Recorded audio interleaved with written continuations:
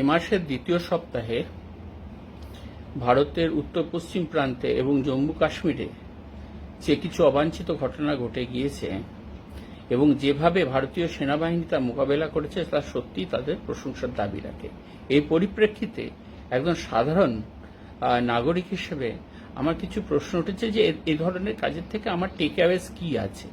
তা আমার মনে হয় যে এর থেকে কিন্তু একটা প্রাথমিকভাবে একটা টেকনোলজিক্যাল আউটকাম রয়েছে। কিরকম না, আমরা দেখলাম যে এন্টায়ার এই পিরিয়ডে আমাদের যে সেনাবাহিনী তিনটে ভাগ, জল, স্থল এবং বায়ু, এই তিনটি ডিভিশন কিন্তু অত্যন্ত দক্ষতার সঙ্গে তাদের মধ্যে কোঅর্ডিনেশন করেছে এবং কোঅর্ডিনেশনের পেছনে ছিল আমাদের ইসরো, ইন্ডিয়ান স্পেস রিসার্চ অর্গানাইজেশনের প্রায় 10টা স্যাটেলাইট।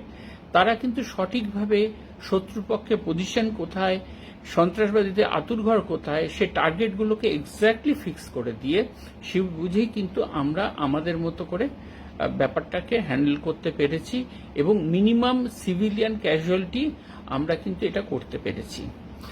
আর আরেকটা জিনিস যেটা দেখতে পেলাম যে আমাদের এয়ার ডিফেন্স সিস্টেম অত্যন্ত শক্তপোক্ত এবং যে জিনিসটা আমরা করতে পেরেছি সেটা হচ্ছে যে আমাদের দেশীয় প্রযুক্তিতে তৈরি ড্রোন, মিসাইল একদম অপোনেন্টের কাছে একদম সরাসরি হিট করতে পেরেছে, কোনো মিসফায়ারিং এর ব্যাপার নেই। তেমনি অপোনেন্ট যে ধরনের এই ধরনের অস্ত্র যেটা পাঠিয়েছে বিশেষত আকাশ থেকে, সেগুলোকে আকাশেই আমরা বিনাশ করতে পেরেছি যাতে কোনো কিছু ক্ষয়ক্ষতি না হয়, প্রাণহানি না হয়, সেভাবে করতে পেরে।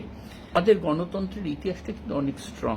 সুতরাং এটা আরেকবার আমরা প্রমাণ করলাম যে নানাভাষী, নানা মত, নানা পরিধানের দেশ হলেও আমরা কিন্তু সত্যি ইউনিফাইড ওয়েতে সবাই আমরা দল নির্বিশেষে সবাই একভাবে দাঁড়িয়ে সন্ত্রাসবাদের একটা মোকাবিলা করতে পেরেছি। সারা পৃথিবীকে আমরা জানাতে পেরেছি যে আমরা সন্ত্রাসবাদের এগেনস্টে।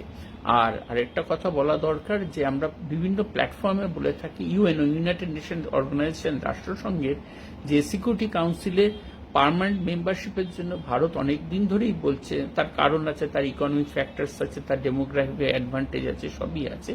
সেটা কিন্তু আরেকভাবে এই দাবিটা আবার জোরালো হওয়ার সময় আসলো যে হ্যাঁ, আমরা অত্যন্ত ভালোভাবে এই ধরনের ক্রাইসিস হ্যান্ডেল করতে পেরেছি এবং এই ক্রাইসিস হ্যান্ডেল করার সময় কিন্তু পৃথিবীর অধিকাংশ দেশই কিন্তু আমাদের পক্ষে ছিল এবং আছেও।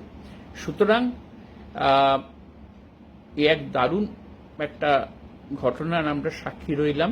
আমাদের সেনাবাহিনী অসাধারণভাবে সাফল্য পেল।